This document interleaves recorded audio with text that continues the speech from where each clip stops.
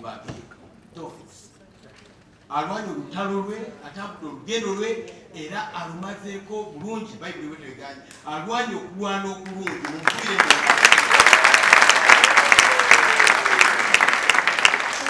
twali wano nga Wamala afudde wano wenyini ku luno ono yatukyusizza naye ndabira abantu bali ku kolidaawo obubaka bufaako bufi ne mbagamba let us celebrate Wamala bano abantu nga Omugave Ndugwa Katonda tabajajamya agaba anokola yo katono era fe abasoma ebitabo tubeera tumanyi gye bali emirundi egimu Katonda abakwakulawo mwangu nnyo nga temulaba nakukimanya naye Omugave Mukama Katonda amutuwadde on stage bwe mbala bali alimba byayogedde emyaka giringa 5 engalo za 50 years of exemplary service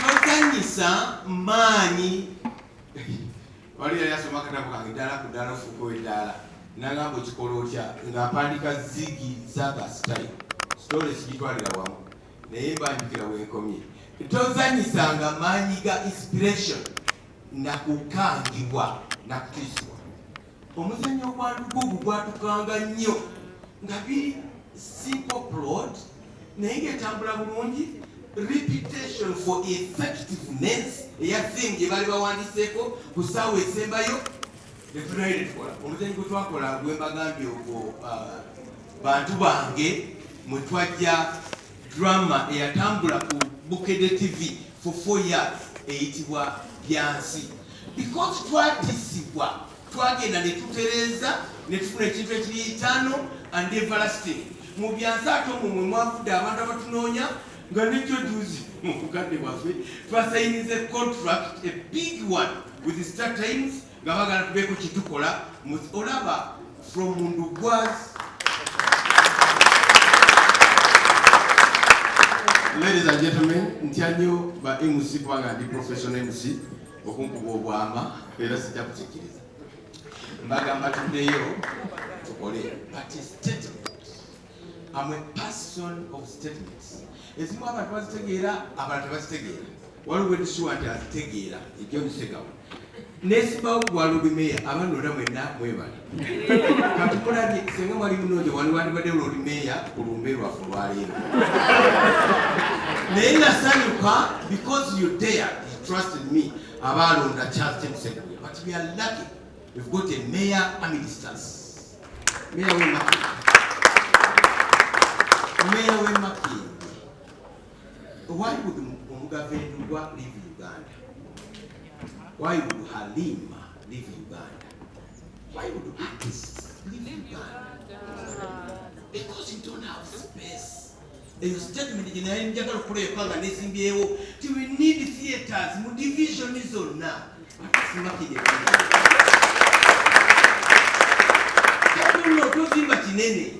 Tuwe yoka space katono ti nabakolede theater abantu bagala theater bajja kujjawo tuwe yoka space katono abantu basobola okulaba emizannyo gyaffe because the theater communicates to the heart.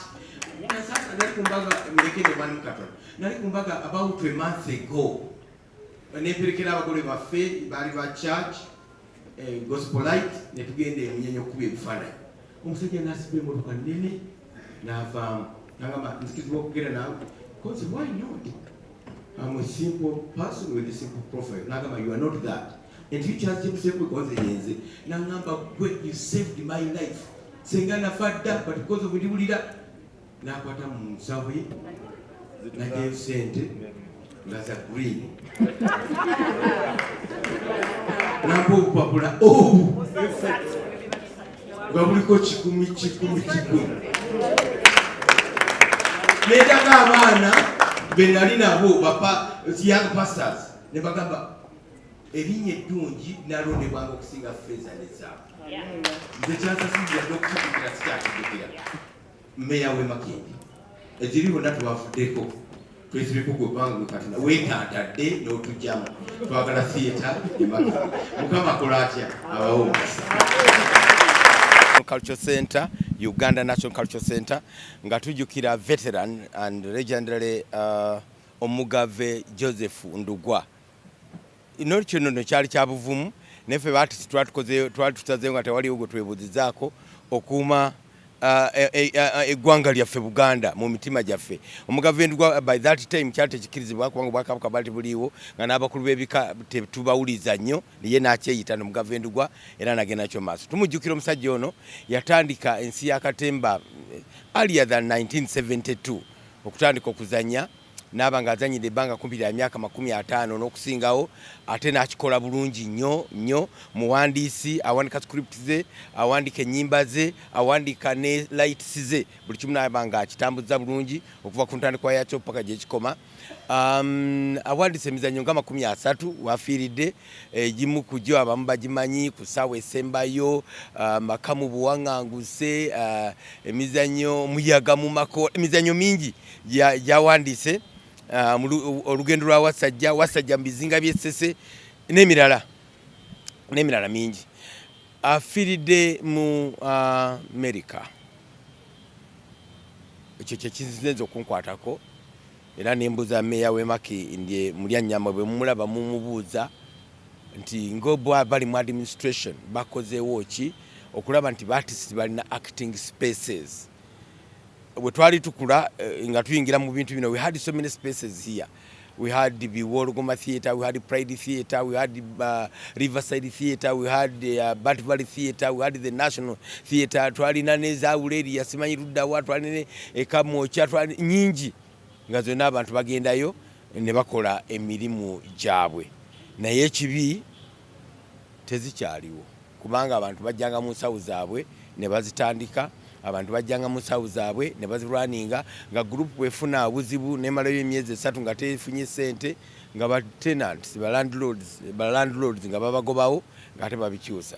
Mbuuziza ekibuuzo era mmanyi buli artist akibuuza nga gavumenti kiki kyekoze okuteekawo industry, kugabira baana sente n'abayimbi sente rugulu oba something bigger. Sente zituzina ku mutawaana kubanga abantu babeera balina contribution ya n'omuntu aba yinyonyoddeko bulungi omukulu kwata mu nsawo ye n'amuwa. Naye tugamba kati nga gavumenti twawulidde sente zeetadde mu sports nga bagenda okuddaabiriza Namboole, etaddewo sente Mekabuli division okuteekayo space artists ne ba upcoming musicians we bayinza okuba nga bakolera.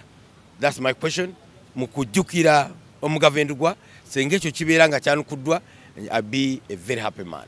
Thank you. Legacy gyaliseku at industry be batandika emizannyo wano drama kuno kwaffe yabanga wa mulumbe na mu lubiri, naye kutandika okugamba nti tuzanye emizannyo emiwandiike egitendekeddwa kyatandika n'abazungu wano mu National Cultural Center. Yatandika okukivaako n'abeera Christopher Mukiibi, eyaddako yali Omugave Ndugwa. Alese thrill y'emizannyo eginyuma ate nga gyogera ku nsonga z'abantu aba bulijjo nga zaanukula ebibuuzo byabwe, si kugenda bugenzi kunyumirwa naye kugenda okuyigiramu n'okufuna information eteri ya bulijjo.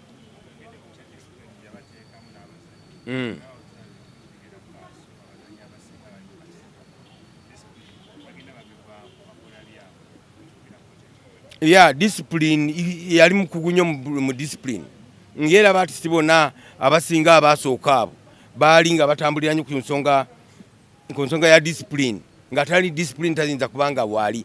Era ekyo twandibadde tusaba legacy ey'okuba nti omuntu wabeera artist, art tamujja ku stage n'atambula naye, abetambula ne discipline n'agenda ng'akyusa abantu nga bamulabirako.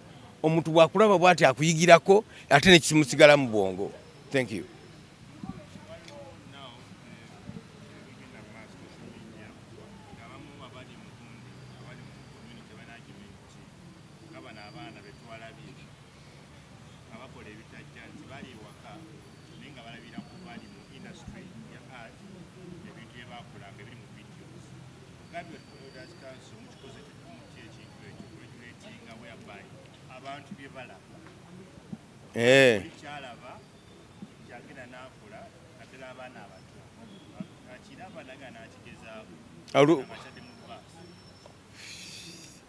olutalo lunene, it's pathetic. Ate twetaaga ffenna okweyamba kubanga omuntu byalaba definitely abaakula nabyo era nga ayagala obi practicing mulamu bw'ensi eno. Omu ku bawandiisi ba philosophers ayitibwa John Locke yagamba nti omuntu azaalibwa ng'alinga lupapula lweru, byakula byalaba byebyewandiikako. Kati nga bati tulina omulimu ogw'okulwana. Nene Uganda Communications Commission erina okulaba ng'erwana entalo ezo ebintu abantu bye bakola ne bitambula. Mainstream TVs zibeera ziriteereddwako pisto ne programu zaabwe ezimu ne bagamba eyo gijeewo gikole bwoti, naye abantu abakola ebintu byabwe abalina TV zaabwe ziri personal tewali abagoberera pase, nabo bonna balina okubagoberera okulaba nti eggwanga tulitereeza. But at the end of the day atayagala abaana be babeere bulungi, ajja batwala mu theater ng'Omugave Ndugwa balabe emizannyo, ajja batwala ng'ewa Mariam Ndagire bamulabe ng'ayimba, ajja mutwala ewali Namirembe alaba abantu be bayambala nga bagenda mu church, ajja mutwala awatuufu naye era nga abaagala okutwala abantu nga bwe bali bajja baleka nga bwe bali. Waliwo omuzadde yalabye ekyo n'agamba nange eriddalu nalirina mu secondary, kati oyo omugamba ki? Enteekateeka z'okuzuuka tusuubira nti Omugave ajja kuba nga atuuka kuno mu weeks nga 2, then oluvannyuma tujja kuba tubabuulira ebisingako. Thank you so much. Thank you. Bw'atalaba ku Mugave simanyi kikyowulira. This was a man of class.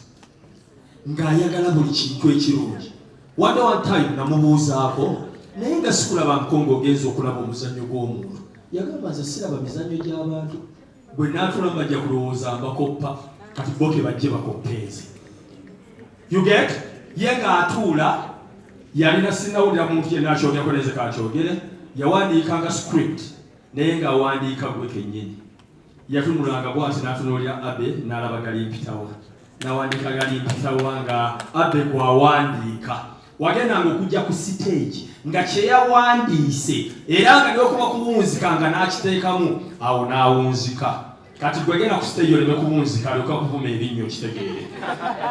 Era yalinanga n'akagambo ke yakozesanga nti ezo layini zammwe ze mugatta mu script yange mugenda muziteeke mu script zammwe eza layini 16 kubanga ye yakimanyanga yawandiikanga page 10. Gwe tolina potential ewandiika page 10 ojja kusobola kuwandiika 16. Naye omusajja gwe yateekanga ekintu olayira ddala kyekyo. Bw'agamba stage nti njagala ate wali kalina ebeerewo ng'agiteekako. Nze kwe nasooka okulaba omusajja eyabuukisa ennyonyi ku stage. Kisege kwegamba bw'omwogerako otandika singa oba mutontomi mulungi oyinza omutontomamu ebitontome ebirungi era n'owulira nga kinyuma. Bwe ntandika okulowooza ku Mugave ntandika okuwulira nga Aloysius Matovu Joy omutontomi omulungi. Bw'oyingira essaawa eno n'ojja n'otontoma ebirungi Mugave bye yatuwa bye yaleka bye yakola ekyamazima. Kakasaabu mukajja kubwana nga tegedde Mugave Ndugwa yantwanirize omukungu wa Kabaka omukulu Aloysius Matovu Joy. Olwawulira okufa kwa Mugave yagamba nti ekitontome kye kirina nakimaze dda mu mutwe naye nga bakamubikira essaawa eyo. Taata katutwanirize essaawa eno ojje otubuulire Mugave ng'oyita mu kitole Katonda kye yakuwa ekyokutontoma. Tweyanza tumwogera ku mugalo kubanga n'abambaagi gy'atadde wano yagifuna agiwandiidde. Katutusalisibwe kulaba okwana. Ashirafu mwogere nalina omulimu gwe twamukwasizza guzitowa naye kamuyita mukadde wano. Ashirafu yakwatira ajja tubuulira lwaki baabaana abaliwo waliwo nsereko bebaana bensobola okulaba oyo bukodobyo mwana Ashirafu mwogere ali green room abadde akyakwata documentary naye nga Ashirafu muwongeefu. Taata wembeera okumpi naawe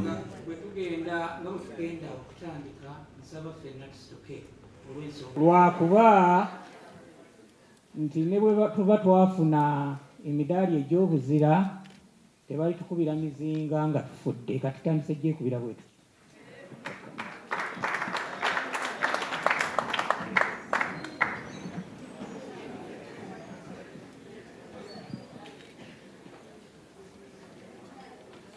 Omugave Ndugwa Joseph Semakula natema omulanga nti woowe nti yaaye nga zinsanze nze enfuuzi ey'abafa 6 omwana nampemula kubanga konna okumpemula obuwemuzi omwana yanvuma nanjogoloza teyakoma okwo yava mu kunkuba nansabula nanswanyuula neyeetimpulira nze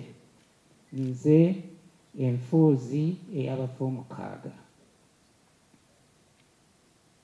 nga nangira atya obuzira bw'abazira omutanviiramu yadde akatondo k'ensa mbu happy heroes day my hero olw'omudaali okutajjira wadde akataka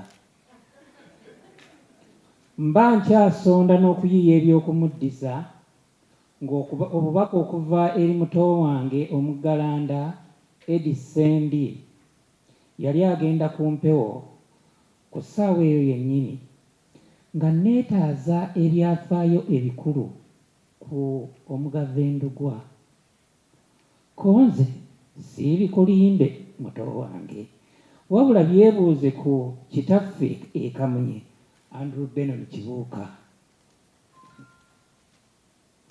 Olunaku lwe lwali olw'omwenda olw'omwezi gwa Ssebaaseka okujjukirirwa abazira abaasomoka ate ono omuzira mu bazira b'ekisaawe kyaffe lwe yeetegula ensi y'emikwano ejjudde amayengo.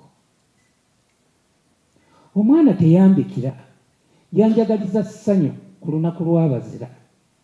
Edi teyambikira yambuuza bikwata ku muzira ku lunaku lw'abazira. Kibuuka eyandiyimbikidde nga bw'akola bulijjo teyambikira. Mutimbagano gwe gwambikira ku lunaku lw'abazira. Kwe kwebuuza ku muganda wange Charles James Senkubuge ko ye nti weewaawo yabadde essaawa mbaaya ne tumuweereza essaala ku ssaawa esembayo. Omumbejja bwe yantumye saamuzzeemu so saamutenguye. Bwali mwami wa nnyinimu namanye bumanya nti empologoma yasiimye.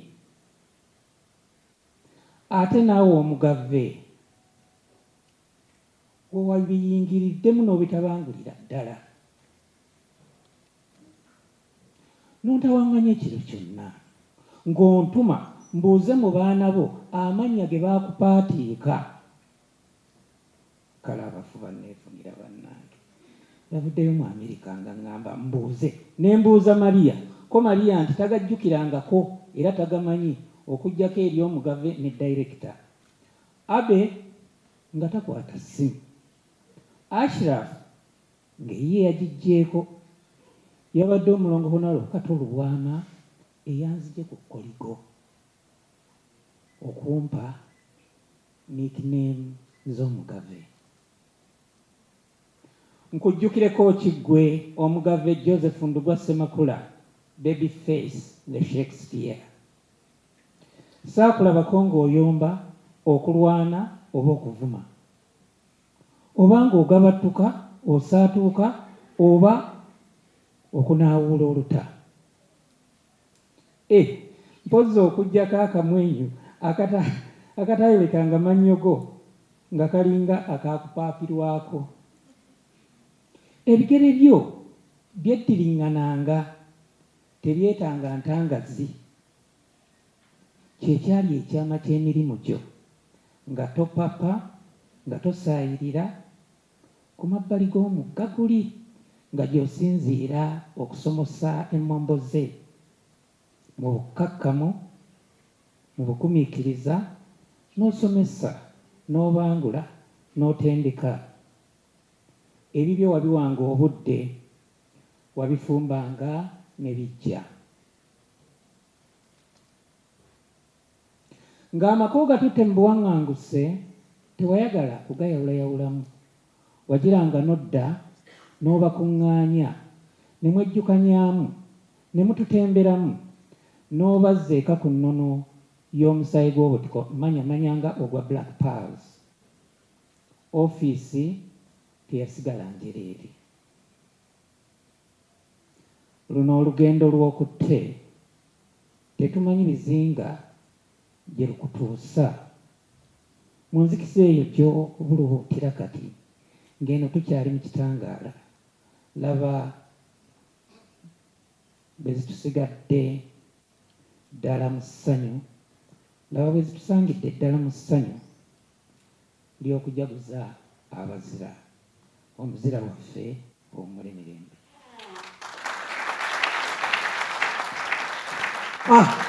Kati nno nga nkubuulira engalo ez'amaanyi paka lwanaatuula.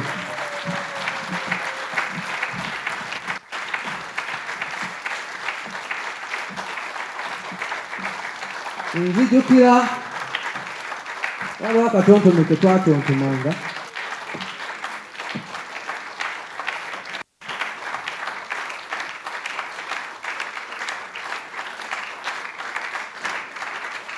atuuse. Naye bannange owa MC bunyuma nza twajjirwa. Banakatemba bannange mwenna nsanyusa okubalaba ku lunaku lwa munnaffe Omugave Ndugwa. Sijja kwogera nnyo birala bannaye bye boogedde kubanga byali bingi, twalina bingi nnyo okuggyako nti neenyumiriza nti obweddabo lyalinnya wano artist yenna kuba. But then obadde obuuza emizannyo gye gyonna gyali so educative nga entertaining at the same time very educative nga gikulaga ensi bw'etambula whereby even up to date kwegamba kikuyamba kigoverning nga obulidde meya bw'agamba nti kati nga ziri wasanga n'essanyu. Our youths of today need to watch it balabe kwegamba si bubblegum bintu bya entertaining awo kuggwaawo naye gye emizannyo egicontinuinga okusomesa abantu till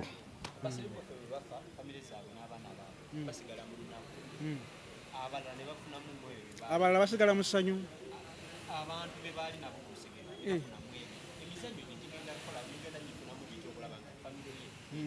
Insha Allah ffe tetulina buyinza obwo. Eyo insha Allah olina kibwa Allah yamanyi ojagamba nti njogere wano kyetunaakola ate ne tutakikola. Naye kyoba omanya nti Shakespeare okimanyi nti abaana be tebaafunamu kati abafunamu bayiseeyo emyaka emeka si kikumi kusoba. Ekikulu kyekiri ku scripts ze zibadde tu professional ate ziri written. Si ffe ffekka n'abajja bajja kukola ki naye gije olina okugikyusa ne kutuuka n'omulembe omanyi emizannyo gino mizibu.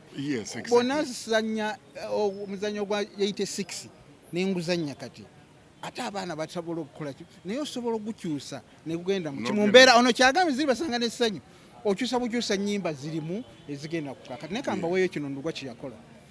Ndugwa abadde talina wadde certificate mu by'okusoma gy'ogamba nti yiyo naye olumu baali mu green room awo Professor Mboya yali head of department owa Makerere University nga butudde awo n'abakulu b'ebibiina nga Professor Akaya nabannanga abaana baffe abava Makerere lwaki temubiwa bifo ne bazannya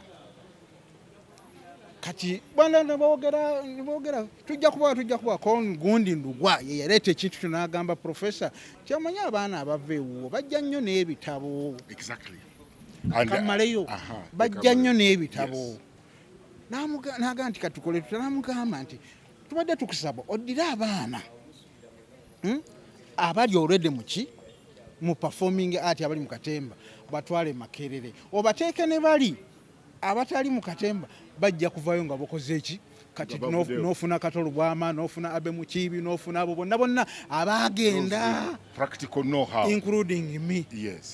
Abalina kiki kyotasobola mwerabira bingi but kyenyinza okwogerako ekimu kyo yalina stage presence nga yamaanyi nnyo ng'atuuka ku stage n'akamaninga stage omulundi gumu.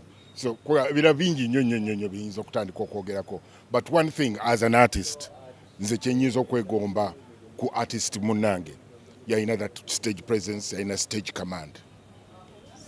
Nze nkola magazine ku Ndugwa naye mbuuziza abantu abali ku mukutu banyinya abayise wa Ndugwa kuba tulina omukutu guliko abantu nga 13 naye nga mbabuuza nze toweereza bubaka nti kitalo nnyo nkusaba ekintu kimu mbuulira impact gyakoze mu bulamu bwo naye Ndugwa Allah yamuwa omukono teri ayisewo ali bubi nange ndowooza ondaba tunuulira olwo bwebityo ebya kitalo bwebityo ebyazze mukama watu yasazeewo amuyita. Yes, obulwadde obwamujje bulamu bw'ensi simanyi oba kyetaagisa obwogera naye nga abadde mulwadde okumala akabanga era wangi abadde mulwadde okumala akabanga then n'amala n'afa. Yes, enteekateeka muzeeyi waffe ekikuba nti tabaddeeko kuno abadde Bulaaya, so kati batuwadde weeks 2, that is probably next week or that is in 2 weeks time bajja kuba basobola okumukomyawo then tulyoke tukola arrangement y'okuziika.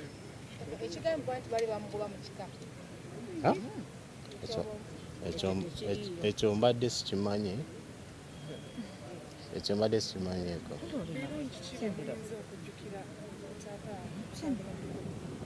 Taata waffe abadde muntu w'abantu, abadde muntu wa famire ate nga ayagaliza buli omu. Yes. Biki bye mumwenyumirizaamu kuba abadde artist owa theatre? Tumwenyumirizaamu bintu bingi nti abantu babadde bamumanyi ate nga naffe ne tufuna ekitiibwa ekyo okuba nti muzeeyi waffe babeera bumanyi, so tutambulira ku madaala ge naffe.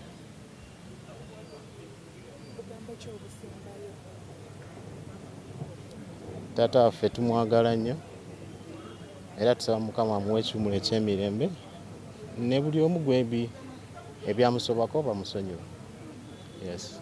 Kumwenna ani yali mwana ki eyali nti agenda omutwala okutwala ki legacy as in okubeera artist. Unfortunately, do we have any artist? We can no, maybe baagala kuvuga artist as in on stage or just art. Okay, to continuing but in different arts. Kitegeera nze ndi muna mawulire baganda bange abalala bakola emirimu mirala naye nga tusobola okuwandiika tulina abawandiisi. Yes, so tusobola okuba nga buli omu akikola mu sekita ye gy'aba alimu, not necessarily kubeera nga Banakatemba. Abantu bonna batubeereddewo mu kaseera kano, babeereddewo daddi n'abatubeereddewo nga family y'Omugave. Daddi waffe abadde muntu wa family, ayagala baganda be, abaana be n'ekika kye, era ng'ayagala buli omu, era bayise emikono gye bonna mubawulidde bamusiimye. Omwami abadde talina buzibu bwonna, era tusaba abali mu ngeri musabire naffe mutusabire tugume kuba tuvuddeko omuntu omukulu ennyo mu famire yaffe abadde takyali taata, abadde mukwano gwaffe, tubadde ba Luganda, tubadde ba maama be, tubadde buli kimu, tubadde everything to each other. Era tweyongera okubasaba bambi mumusabire muteeke emisaala zammwe, era nga twongera okubagamba nti waba alina gwe yasobya amusonyiwe, era nga tusaba Mukama Katonda amuwe ekiwummulo ky'emirembe dadde.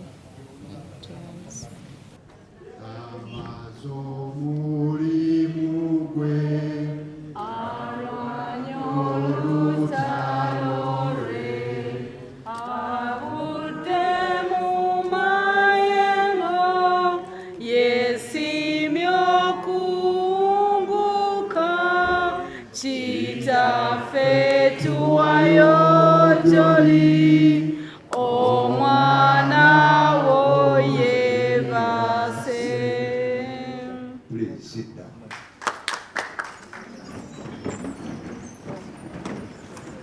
Ladies and gentlemen, get trouble for Zungu, Moruganda. Fena, Tuesday one, when never did take a car of 1%, Nino Gambo Yoko, Nagami to Kagamba, Yoko, Kagamba. The Tuesday one Ukava. And I don't feel it.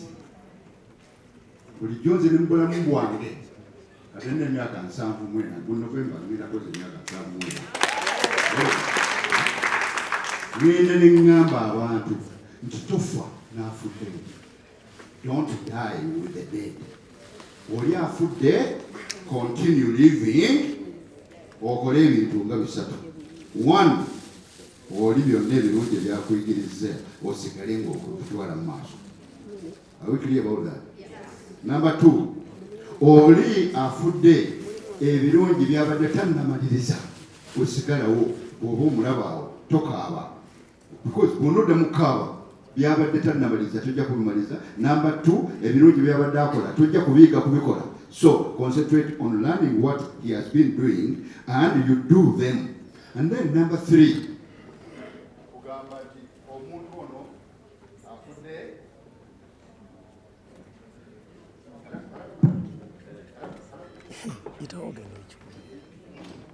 nyongere ne kwebyo byabadde akola ate agende mu maaso kubanga olugendo lwe yali ayagala bulijjo kulinnya kugenda waggulu.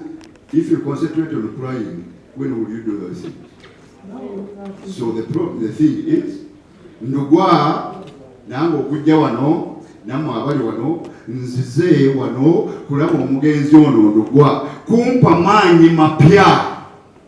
Ngafadde umande tandibadde n'emyaka 54 nina okweyongerayo mwenna mwenna abali wano weepime wootuuse. Okay, how much more am I going to push?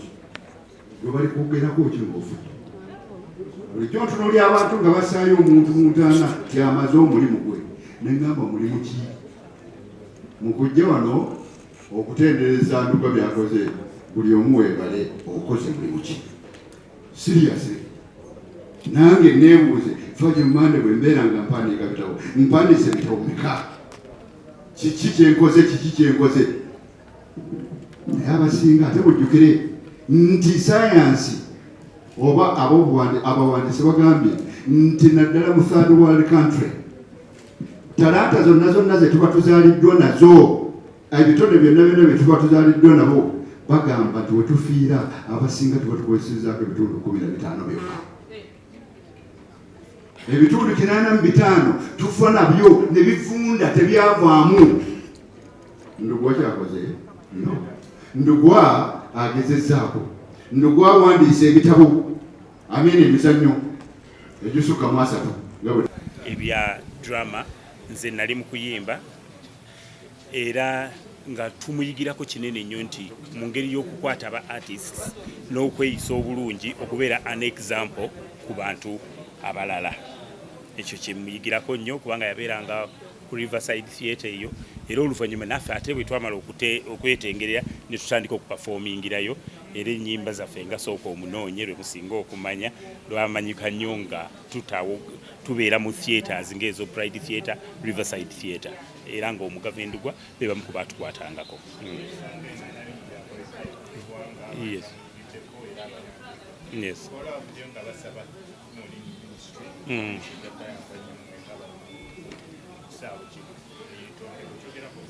Okay, tekiba kibi okubeera ne ministry yeetongodde naye era nga ne ministry tennajja okusooka okwetereza okusooka nga ba artist then ne government okutuukiriza nti tulina kinene kye tuyinza okukyusa mu ggwanga oba mu kutereeza abantu. Okuyimba kwaffe oba emizannyo gye tuzannya gibaako kye giyigiriza naddala singa abantu baba bakwatiddwa bulungi mubamu ebyokuyiga. Bwe kiba nga kisoboka okufuna ministry then nakyo kiba kirungi nnyo naye okwetereeza kyekisaana okusooka okuteerawo.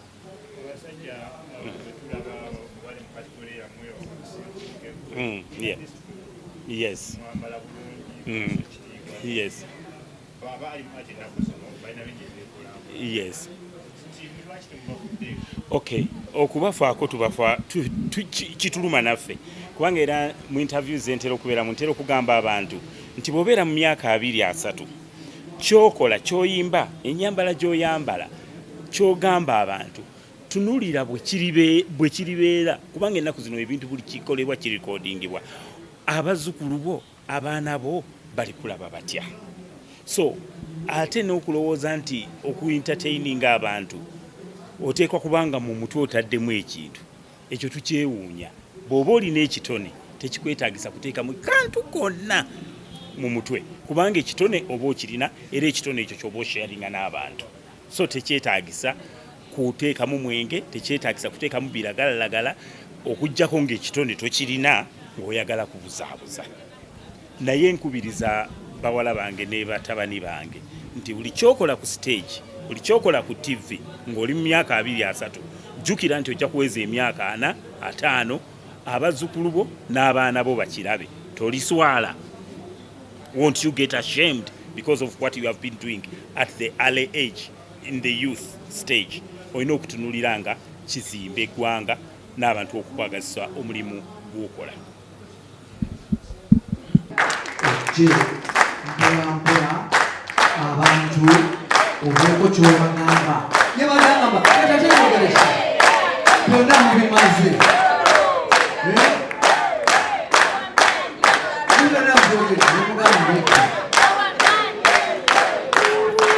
abantu bebakulabako obulabi kijja kubamalira era saagala omutawaanyi nnyo agenda kwogera bingi yeyankakasizza nti byonna babyogedde n'olwekyo yagadde ajje bwakiri mu bulabiko abaali balowooza nti yafa baali balowooza nti yakola ki yafa naye akyakaba eyanziza esimu webale nnyo webalire ddala bannange kusooka tusooke tuyimukeko tukungubagire munnaffe ono ekyatuleesa ono kyekikulu sikwogera bwogezi wabula okukungubagira munnaffe gwa mwebale nnyo siikidde dakiika emu mutuule wansi mwebale nnyo mwebalire ddala ebigambo sirina bingi nnyo bingenda kwogera ebyandugwa byanzigwako bebambikira nali ku telefayini eyo nga tukola kalango nebankubira essimu olinanga nti ngenda kubikira muganda waffe kozi muganda waffe Ndugwa kuva olwo siddanga mu maanyi era singa nali siri ku stage kuno nga tuli mu kuzannya nandibadde sizannya okusinziira ku Ndugwa ebbanga gye tubadde naye gwenkuzizza kubaye muto kunzi era kyenasalawo kwegamba bannange muguleeyo neŋŋamba muwala wange zaali embikke nyina watiti genda ogule nankani 2 mita tuzisaleesale buli muntu yesibe abantu baga ti mwesibe obuwero era bwekunaakange kasola nako ku mukono akaddugavu abantu beewunya n'okwewunya kikikinga buli muntu balaba alina ekiwero ku mukono nze nebaza Katonda nga mpangazizza nnyo kusinziira nze nga bwendaba bakisi bannange baweddewo bakawadwa basekajugo basaabwe bonna baweddewo neze Mukama mwebaza nkyali mulamu nkyali mulamu kubanga edda mabekako nali ku leediyo yange mpulira musiraamu ng'agamba tinayina mumusaba ebintu bingi Katonda kyava tabibawa timusaba ebintu bingi musaba ebintu bino n'agamba nti nze nsaba ebintu 4 naye nakiraba Katonda yaŋŋamba yaleeta omusajja oyo ku TV ku leediyo tulire n'aga nti oddira emikono n'ogiwanika TV namulaba kyowanika emikono bwoti waggulu bwoti n'osaba ebintu 4 yagamba nti saba obulamu saba omukisa saba emirembe saba n'essanyu ebintu 4 bwenabikwata bwetandi okubisaba Katonda n'aga nti ye wamaddala gwe byosaba nja kubikuwanga kyokulaba nti ampadde ebirungi soka ampadde obulamu abantu baali balowooza nti nafa sitambula bwembandika ewange olangitiza zadduka ddawa kudduka entebe zanvaako eddiro lyanvaako anti wendeesoka nendaga eno nendaga eri nenja nentuula abantu balowooza nti osanga engeri gyenagendako ebweru balowooza Christopher yagenda wa bweru naye Katonda wange yankoze bubi siyinza kumukalubiriza okunzitako muganda wange ono Ndugwa tubadde naye ebbanga ddene Ndugwa theatre eno n'abaddu gabukumani bwe bali gwali kwa kiyinja ogwayitibwanga Kapo ka muwala kajja kajjudde omuzannyo ogwokubiri ogw'oluganda ogwaddawo wano mu theatre gwali guyitibwa Kayaayo Museveni ow'ebyuma ogwange omuzannyo ogwo tegwali gwange nzekka gwali ne muganda wange John Katembe tuleeta omuzannyo wano abantu batandika okutegeera nti eyo erya awatuulwa abantu we balabira kati Ndugwa nazzaako emizannyo emirala ng'era ajja wano naye ng'ayita mu nze kubate nze nali mumanyirivuko nnyo wano era n'awandiika emizannyo agireeta wano nga tuli mu kuvuganya ng'omuntu bw'awandiika omuzannyo gundi n'oga nti anzisi nze ngenda kuleeta ki bwe yawandikanga gundi n'empandika wano emizannyo ku kitalo liizi biki omuzadde n'omwana emizannyo mingi n'empandika omuzannyo gwali ku TV lwakibaavu abakazi nga batwebaza okwebaza abasajja nga badde awaka osaawe yatuuka kuzannyo olwokubiri n'olwokuna kale nno Ndugwa Katonda akuwa ekiwumula eky'emirembe amiina ebigambo nina bwenjogera ebyandiko biyinza okusula wano era nze nakukase muyinza okusula nabadde saagala kwogera wabula ekyo kituufu bantuuseeko ne baŋŋamba twakufozi mwantadde kufulugulamu nabagambyeko muteekeko ebyandugwa mbimanyi mugala kubinjigiriza kaakati njagala okwolobba butono nti neebaza Katonda wange mwebaliza ddala ti omwami ono abadde wano ku siteegi Fwagirumaani okugamba nti agende ku siteegi nga mulenzi muto yasookera ku muzannyo gwange nengenda nayo maaso nengenda nayo awo we batukwataganyiza we bakwatira simanyise nankani emundu mu motoka ate baali bazireese ne tudduka emisinde nga baga nti abali bagenda okukola sentinali nankani bagenda kukwata gavumenti nze nenziruka nengenda gyendaga ne bannanga bali baganyimalaga kati netukomawo nga omuzannyo titukukoze era sentinali ebyo twagikola ey'okuweza emyaka 10 mbandi awo kabaka nga bamutikkira jangu mpozi ansiibula nanga tumanyi padisi omuzannyo mu Amerika omuzannyo liizi tegwazanya ne guzanya mwaka mulamba n'emyezi 3 nawandika omuzannyo gwa liizi ne guzanya omwaka mulamba ku nsi n'emyezi 3 nitutwako bubi ku siteegi ne munnaffe Jimmy Katumba ayingirewo azanyeko ku theatre Kisereziya nze nagizimbise eyo kitulabe eyo theatre yaffe nze nazanya omuzannyo ebiri liizi yazanya mwaka kozikomawo okyo kimu akindekedde akomyewo afudde tazze kuleeta muzannyo ekyokubiri bwe nali nyingira mmotoka nampita nakajangu namba Christopher webala okujja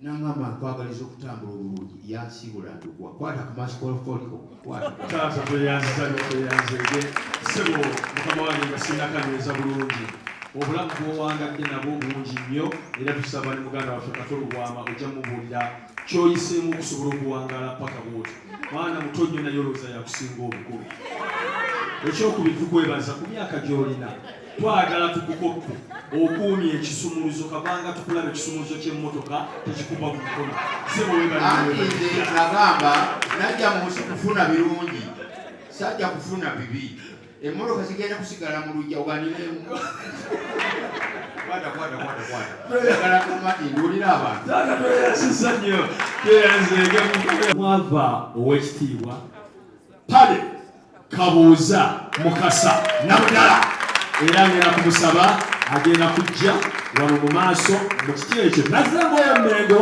naye nga omuntu akulidde emikono gy'Omugave Ndugwa era nga tannaba kujja nsaba bagenda kukwatagana ne munywanyi we mu mikono bajje bonna omwami wa Ssaabasajja ow'eggombolola Byamutemi nawe Omugave ndabire naye agireko basobola ate okutubuulira baali bato nga tewukuli amanyi nti alituuka Mengo oba alibeera mu bitiibwa byalimu kula bwe babadde ebbanga lyonna era bw'obasanga tosaayo kikyo ssebo Omumbejja tusanyuse nnyo okulaba Oweekitiibwa Kabuuza Mukasa tusanyuse nnyo okulaba era munzikirize katubaleetere kamasiki ndowooza tubaweere ddala mubiri kubanga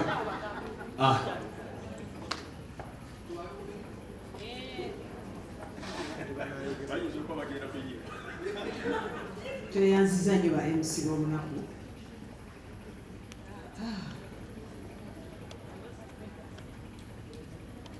tuli basanyufu nti tuli we tuli olw'omwami ono nze ngenda okusooka okwogera kubanga ewabeene onaaba mukama wange maama ssebo Omumbejja kakusabire ddala nti bw'onaaba mumaliriza ebyammwe ne slot eddako ey'okutuyitira famire y'Omugave Ndugwa mmwe muba mugitwala mmwe muba MC b'essaawa eyo mubatuyitire nabo bajje tweyanziza nnyo obuvunaanyizibwa obwo obubaka bwange mbuwandiise kubanga mba butabuwandiika nyinza okusula wano nga njogera ku Mugave munsabire bumaleko bulungi abakungu mwenna buli omu mu kiti kye mbalamusiza sijjukira bulungi lunaku lwe nasooka kusinkana Mugave naye kyenzijjukira obulungi nti Waiswa Ebony simanyi oba waali nzijjukira nti Waiswa Ebony eyali atukulembera mu drama club ya Kampala Kale netufuuka part of the family naye ekiseera kyatuuka Mugave n'atandika okutulabira ku leve ey'abakulu banne n'atandika n'otugabanyiza ku buvunaanyizibwa mu management n'okutambuza emirimu nga Mariam bwagambye n'okutandika okutugamba kati obuvunaanyizibwa ku kino obuvunaanyizibwa ku kiri oba ku kiri Mugave wadde avudde wano obuvunaanyizibwa teyabusuula n'ebweru gy'abadde nga buli lwe musisinkana ebweru eyo akubuulirayo ate nawandiiseeyo kano ate nakozeeyo kano n'akuwa ka vidiyo n'akuwa kali nti omulimu asigadde agutwala mu maaso era nkakasa ne mu Amerika eyo kimuyambye nnyo okwongera okuganja mu bantu kuba buli state gy'obadde otuuka nga mu Mugave Ndugwa bamukola ki bamutegeera era ne kabaka waasinziira oba oliawo okuba nti yamulengera okumufuula omwami waki wa kabaka Mugave Ndugwa waafiiridde yabadde omukiise w'olukiiko lwa Buganda mu California nga yatwala essaza lya California ng'afuuka ekitiibwa n'olw'ensonga eyo njagala okusaba collectively theatre nga bweri threatened emirimu gy'Omugave Ndugwa n'abawandiisi abalala mwami Mukiibi n'abalala ate tukyuse tugiteeke mu bitabo okusobola okubikuuma kyenkakasa emizannyo gya Mugave gyonna gyabanga ku script nga tolina kyozannya nga tekiri ku script era ng'akitulangira nga Nsubuga bwe yagambye ng'olina kuzannyira ku script Katonda n'atuyamba ne tubikwata mbadde nsaba nti ebitabo bino script zino singa tusobola ozikuŋŋaanya tukwatagane n'abakugu tulabe bwe tusobola okukuuma ebyafaayo ebyo mwami Mukiibi ebintu byammwe bye muwandiise mwe mulina ebitone ebyenjawulo mubireete bikole ki bikuumibwe nga n'ebigambo ebyo njagala okwongera okwebaza nessekwebaza bonna abalina kye bakoze bonna abaze wano buli yazze wanaze olw'ensonga Mugave abaddewo Mugave akoze omulimu gwe mwefaji Rwanda ayogedde obuvunaanyizibwa bwe abukoze abalala obwaffe tubutuukiriza oba tukyezinze. Nsaba bwe tusimbula wano buli omu agende nga yeezingulula paka wanaatuukira gyakola ki gyagenda mu kwezingulula ebiki ebyo bye mbadde nzingiridde nkwese kyekiseera tubikole ki. Ensi eno ekimu ku bizibu ebisinga okugitawaanya si Uganda yokka naye Africa okutwaliza awamu ebintu tebitambula nga bwe byali badde bitambudde. Abamu abantu oba oliawo abantu abatuufu bali mu ofiisi enkyamu n'abantu abakyamu bali mu ofiisi entuufu. Ebintu ne bizingamira awo. Tulina potential ekola buli kimu nga bannaffe abalala bwe babikola, naye olw'okuba tubadde tukyezingiridde nsaba twezingulule. N'ebigambo ebyo njagala okubeebaza nise kwebaza ate n'okubagunya twongere okucelebratinga omulimu gw'Omugave Ndugwa. Ssaabasajja Kabaka. Ssebo ekitiibwa batusabye nsonyiwa okuba nti njogera ate ng'omaliriza. Batusabye nti famire y'Omugave Ndugwa ffe tuba tujyaniriza ng'ekulembera omwami Abel Kiibi bajjeko ku stage wano tubabuulidde ebyaffe nabo balinaalo ebyeyaabo ebyokukulembera. Mwami nkaaga leera yimye engalo nga zigwamu amanda engalomanda spray ebiddawa omwami kasajja spray nsongera bintu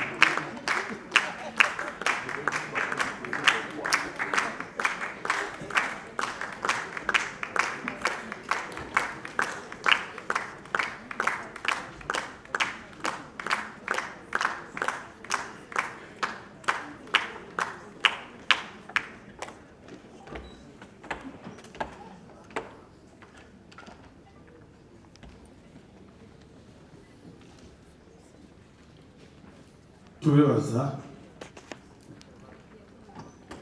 ekisooka okutuwa tribute eno eri Omugave.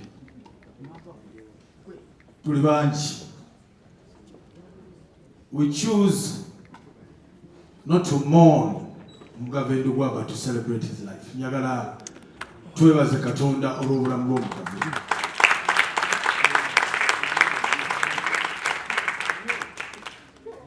Nyagadde okukola komenti ebbiri nga sinatandika byali tulina okwogera ti Mugave bwe twazannyanga wano yasumulanga orchestra pit eyo yonna. Always nga buli tujja okuzannya this orchestra pit will be open. Akuba ebivuga najja ate n'azannya n'adduka n'abikuba and that was him. Era nze simanyiyo omuntu mulala asumula orchestra pit mu mizannyo gwe namanyi kugamba bwe yagijja wano ne ku Riverside n'agisima. Ne Riverside n'asima orchestra pit n'agiteekayo just because of his love. He was mad ng'akuba ebivuga azina amazina ayimba azannya awandiika emizannyo and that was him. Kyeboogedde ku kya Mugave mu Black Pearls yatugambanga nti omusaayi gwaffe gwa green and that's why we felt so special and different from everybody.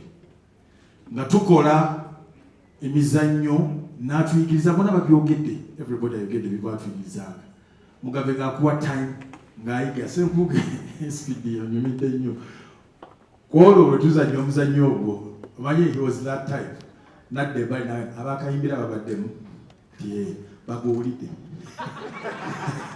koze ye naye bagambye eki koze senkubuge agambye ebisajja bitusse tugende beni kuli haso ku pride ne basula ku pride tugenda okugenda ne muga ebisajja bifulumiza omuzannyo naleeta omulala nyo twava kugo naleeta mikwano nsi n'ayiwa. He was a guy nze simanyiyo omuntu amanyi yali ayagala stagecraft mpozi segawa gwe manyiyo omulala ayagala stagecraft to that extent. Yabuusa ennyonyi wano ku NationalTheater nga bwe tujja wano zino zonna flyers gula tuzikozesa cycloramas atambuza 5 batwale scene change 12 in a play but because he could fly this era we tuyigirira flies ezo zonna tuziyigo zambusa nakola kimu buli ttaala wano ng'ejja kukola naye nga teyabisoma leeta nga akyalima bw'agambye n'abuusa ennyonyi onaba ennyonyi ebuuke n'aleeta traini n'agiyisa wano traini ku stage guno esenga wabagaye gwe manyi ku stage ayagala site okola stage eyo obwakyo nga Mugave bye yakola. We celebrate his life as a father. Ffenna abali wano tumanyi nti Mugave nze gwabadde asinga okwagala. Ffenna nga bwe tuli wano. Everybody knows nti Mugave nze gwasinga okwagala. Kuba buli lw'oyogera naye ate nno twamugwamu leta nga mumaze kutuula n'ogamba njogedde ne taata Joanaga naye njogedde naye. Professor nange njogedde naye. Ko agi ate namwe ayogedde nammwe. He was that. He was such a nice dad. Atali kuleka mu kizibu at any one time.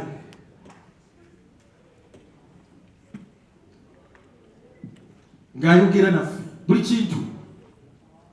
Even when he was in his worst times of health, nga tabagamba, nga tayogera, nga ntiseeraliikiriza abantu bange.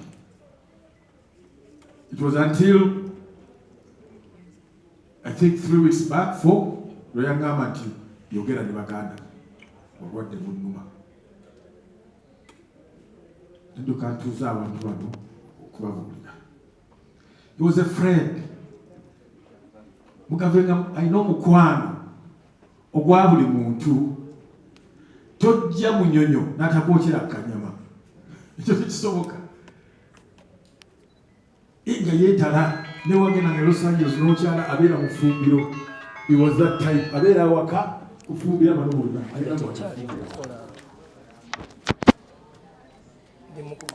Kuma nga tumanyi nti gyali atulaba. Njagala okwebaza ng'ali mwabagambye tuna ba sister baffe Bena Sara abali mu America manyi balaba kati Auntie Betty bonna everybody akoze okulanga obulamu bwa Mugave taata Wankalubo mzee Wankalubo bonna abo nja okwebaza abantu mwenna wano abakoze bataata basenga baganda bange bannyinaze bakoddomi bange mwenna abakoze nnyo okulaba nti nno tutaasa obulamu bwa taata naye Mukama Katonda bw'atuwa essalawo twatumetuka ekiseera kyatuuse tuga nti bagayi nti kati it is a matter of time. Very hard to break to this family. Kanti it's a matter of time. Tetandika okubala ennaku.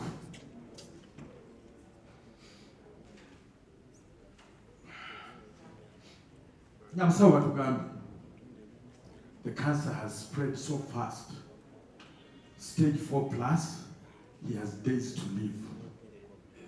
Tugenda tata Wankalubo dduka gende Los Angeles oyogere naye tukawunanga naye tuuse naye baana bange mugume.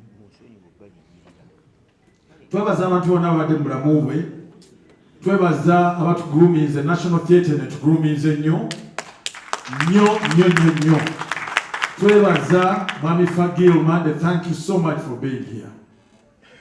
You are one person who was so instrumental in his life.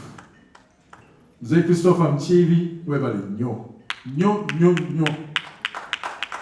Mwenna. There are so many people here. Waliwo abantu bozo epupi weko wapi? Epupi. Uko do? We msajja wa matalo oyo. Asinze n'okaaba. Wano tewali Mugave kyataatuyigiriza ku NationalTheater wano. Era ze yegumbye gye ndina ne baatise ennaku zino nti you do not get mentorship NationalTheater mwebale nnyo okukkiriza okkiza. Bino twabyambukanga waggulu nga bwe tutuuka stage crew etuula. Black Pulse ze stage crew etuula. Bino ne tubyeyiira byonna. Ate flyers tazikiza epupi bakubi kate akuba kubi blackout twa no ska fly ne yambo ko nasida pa yetugenda kusina endala. That's what he was. Very creative man. Ayagala style.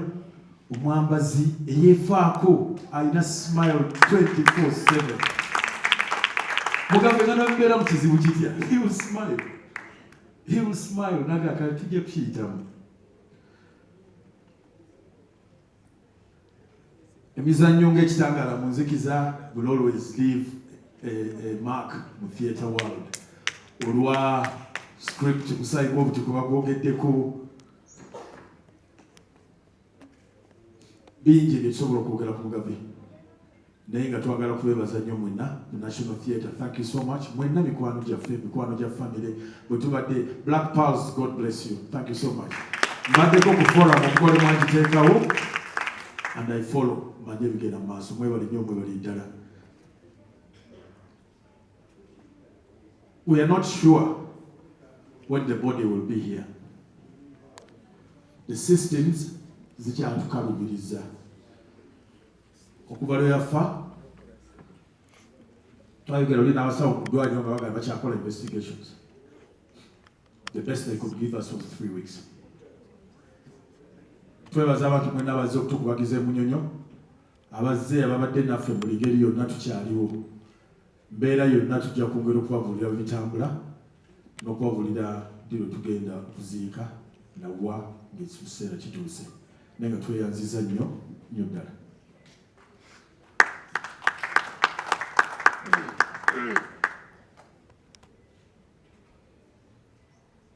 Mwebale nnyo, mwebale ddala ku lwa baganda bange, ku lwa bannyinaze, ku lwa bataata abataliwo wano, bamaama bonna, mwebale nnyo, mwebale ddala.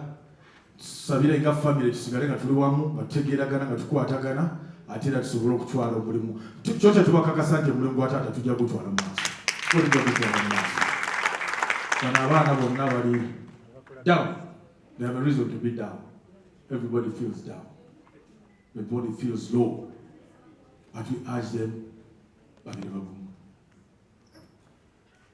mwebale nnyo, mwebale ddala. Ssaabasajja Kabaka live streaming tutandika okufuna obubaka bungi.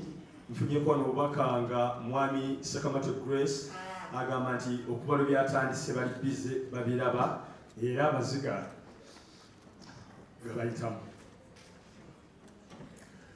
Agambye Omugave was a bridge that connected us to the entire art fraternity.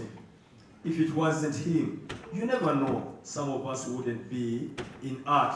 But because of his good works, we all admired, were here. May his soul rest in eternal peace. Bali America, bwatu bagamba, abalala bangi batuweereza obubaka. Abe webale nnyo ku lwa famire, tweyanziza nnyo, tweyanzeege. Omukolo guno bakama bange abalungi, oba oliawo tegwandibadde bwe guti, naye Mukama abadde mulungi naffe, ne tubanga tulina abasajja n'abakyala ab'amaanyi abasobodde okuteekateeka. Akaseera kano kennyini muzikirize mpite abantu ababadde emabega w'omukolo guno okulaba nga kusobola okubeerawo. Muzikirize mpite number 1 Omumbejja Mariam Ndagire. Nzirako okuyita omukulu Abbas Mulubya Sechansi Sebo Jangu.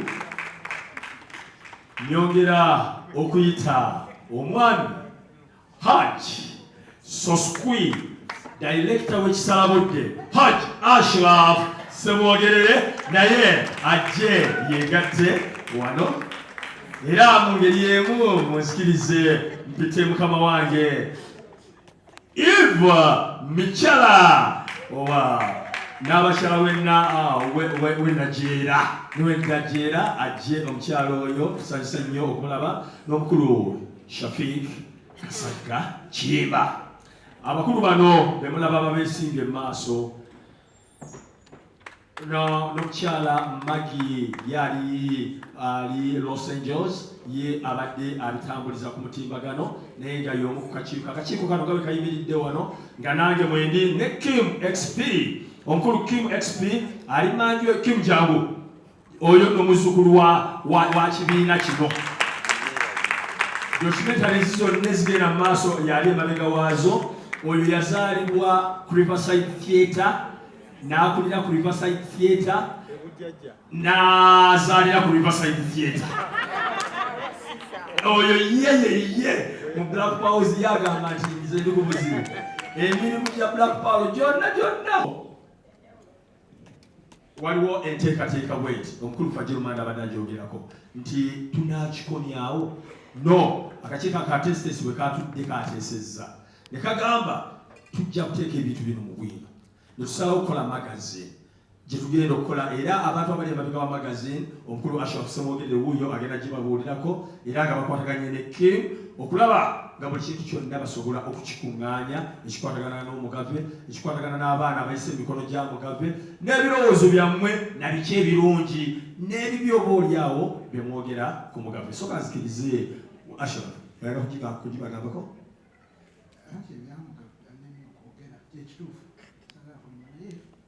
tukozeewo magazine eyo naye twesibye ku bungi emu ekikulu kimu nti impact ki Mugave gyakoze mu kintu life yo abasinga abadde ku mukutu nagenze mu inbox zammwe ne basaba nti tonsaba tompeereza Bakungubaga ku ki naye just give me the impact Omugave Ndugwa gyakoze ki mu bulamu bwo yokka gitwagala then ne documentary egyokuba ku screen bwetuvaana buli omu oyinza okuyita kuwalira ki mu green room ne bakuggyako ki kayita byabo kajja kuba katono naye tugikola engeri rich naye nga wabadde akola ebintu nga biri ki nga biri rich kyemmanyi buli ali wano ekinemisa ku bantu enkagamu asatu mu ababiri bwenna akafuna tewali yangambye nti ali disappointed naye mwebale nnyo okujja bannange Mugave agenze bagambayo ekino netwala mujjukira Sebadduka sekolisofa Sebadduka yali musajja w'amaanyi naye njagala okubabuulira nti eyamuziika yali ogwo nga artist mukulu Jackson Ndawula teyali muntu mulala e Masaka ne bwe kiba nga tusookula kino Mugave Ndugwa tugambe nti alhamdulillahi yebale nnyo mwebale ddala abakungu bano nga baddayo abakungu bano nga baddayo njagala okutwala omukisa guno tutuuse ku climax y'ekintu kino naye tetuyinza kuba climax nga tetulina atutuusiza ku climax atutuusiza ku climax ye muntu eyalera Ndugwa okuva mu Negro Angel alukaje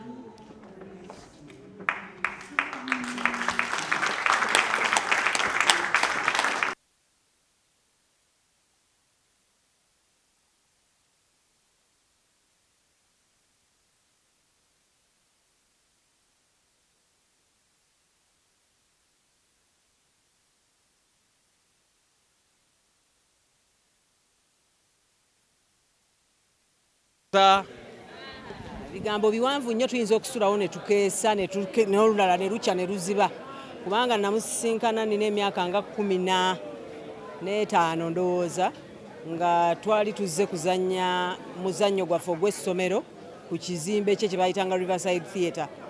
Saamulaba naye amawulire ge twaddako okufuna nga yali atukulembera atugamba nti omwami nannyini kizimbe ekyo akiddukanya era nga ye nannyini Black Pearls company ya theater ayagala tugende tumwegatteko. Kyali emitima gyasibamu kubanga Black Pearls yali kitongole ekyamaanyi ennyo mu kaseera ako. Kale ogwo omwana w'emyaka 15 okugamba nti bakuyise ogende oyingire mu kibiina kiri tewali n'omu ku ffe kuba ffenna twali bato yabuulira ku beewaabwe. Twakumba bukumbi ne tugamba omukisa katugende wakiri tugulozeeko banaatunonayo bunonyi. Ne tugenda ne tujoininga Black Pearls era ne tubeerayo mu ssanyu ng'akimanyi nti alina baana era n'atuyisanga abaana. Ne tunyumirwa obulamu nga tuliyo ng'ate bwe tuyiga kuba teyatusasuza ssente n'emu. Ebibiina ennaku zino okubiyingira abantu bamala basasuza ssente naye ye teyatusasuza kyokka n'atusomesanga buli lunaku era n'atamaliriza n'atakikomyawo yatukwata n'atutwala ku yunivasite tusome twongere okubanguka mu drama. Olwo nga tulinze Kato, Ashirafu, Abe ffenna nga bwe twali n'atwambusa ku kasozi k'abayigirivu naffe ne tukuguka. Olwo okusoma mwali mukukomezza awali okabalabe era kyava ku ki? Twali tusoma naye kakati twajja ffe okuzannya ng'ekibiina ky'essomero we munaaba ne kadrama kammwe ne mukapresentingira bato bannammwe. Wayiso yabuukingawo ekifo awo n'agamba nti tugenda kuzannyira awo abaana basasule kuba twali tuzanye ku ssomero abantu ne banyumirwa ab'essomero. Naka tugende eri tuyite n'amasomero amalala kati mu kutuukayo ne tuzannya kifo ne kijjula ne kikamala bukamazi. Omwami oyo oba kujjula kwa kifo twali tuzannya nnyo ng'atulabamu talenti ey'enjawulo n'atusaba tumwegatteko. Kiki bw'otunuulira Katemba ow'edda ne Katemba ow'akati kikyolaba? Ndaba abantu nga teba processingibwa kujja kuggwayo, tebafuna mukisa kujja kufumbwa kubanga Mugave yatufumba ne tujja nga tusituka mpolampola. Teyatandikira mu kutuwa bifo bya kitalo ng'osooka kubeera nga bw'olaba performance yaffe awo nga musooka kubeera awo ne muyimbayimba mu group scenes n'ojja ng'oggwamu ekitengo ky'okutya stage n'otandika okuba ng'akuwayo layini emu bwe mutyo paka lwe watuukanga n'agamba nti gw'okakase kati ekifo kiikino n'akikuwa. Katemba wa improvisation yaliko kati n'owa script ow'edda. Improvisation size zisse Katemba? Kituufu nnyo nti improvisation oba owadde omuzannyi obuzito kubanga ye si muwandiisi oba omuwadde obuzito ateeketeeke ggwe ate weeyita omuwandiisi w'omuzannyo ate nga towandiise kibi nnyo era kibi ddala okuva ku script kubanga script bw'eba ekolwa omuntu aba agirowoozezaako okuva weenetandika paka lweneggwa na buli kigambo kirina okuba nga kiri mu buwandiike n'okirowoozaako ng'omuwandiisi nti kino bw'akyogera kigatta ku kyeyayogedde dda. Naye abantu b'olwaleero baagala abazannyi bajje amuwe situation beera bawooli mukaayane. Abantu ne boogera ebitayita mu kamwa ne boogera ebitasaanidde ku nkomerero yakyo nga kinaabuuka. Mugambe Omugave Ndugwa obugambo gyali bw'atajja kwerabira naye. Mugave tuli basanyufu nti watulera ate n'otatulekerera ne mu lugendo lwe tubadde tutambula lwonna okutuuka eno gye tuli obadde ng'okyali mu bulamu bwaffe ng'otubuuzaako n'obuuza bw'olaba we tukalubiriddwa n'otusitula n'oyogerako naffe. Tusanyuse okuba nti Katonda yatuteeka ku nsi mu kiseera kye kimu naawe kyakuteereddemu. Twesiimye okuba nti twakusisinkana kuba tetwasigala kye kimu. Tusaba Mukama akuwummuze bulungi. Oba kyakuyigirako kye tulina okutuma abantu abaliwo ennaku zino nti buli muntu afube ekintu kye kyonna nga tanna kiraga abantu asooka akiwandiike. Bw'amala okiwandiika kijja muyambako eringa ye master plan y'ebintu byonna bye tukola era tuyigireko Omugave kibeere ekyokulabirako kijja kuyamba abayimbi abakyali mu theater n'abalala abajja osooka kubeera nakiwandiike ate n'ojjamu ekirala ekina amakulu. Amanya nze Irene Munyenga. Black Palace wali muddi? Nalimu mu 1993 nenzanya omuzannyo ekoligo gwe nasookerako nga main actress era nange Omugave Ndugwa eyanzuula mwebaza nnyo olw'ekyo Omugave Ndugwa awummule emirembe. Nze Black Palace sigibeerangamu nena Black Palace sigibeerangamu nena gisuzanga ku bunkenke nga mpandiika naye bwe ngamba buli ngoloza nti nze tebansuzanga ku bunkenke oba osaaga nze bansuzaako nga ntunula abafulumiza omuzannyo ne ngamba Katonda wange guno ngenda guddawa ne ngenda ogwange gwonna ne nguyiwa nkimaliriza. Omugave Ndugwa has been my sharpener. Omanye kalamu gewanika neggwako n'ogiteeka mu sharpener yabadde ansharpeninga buli kiseera buli ndaba omuzannyo gwe ne comparinga n'egyange and nenfuna okulwana to do better.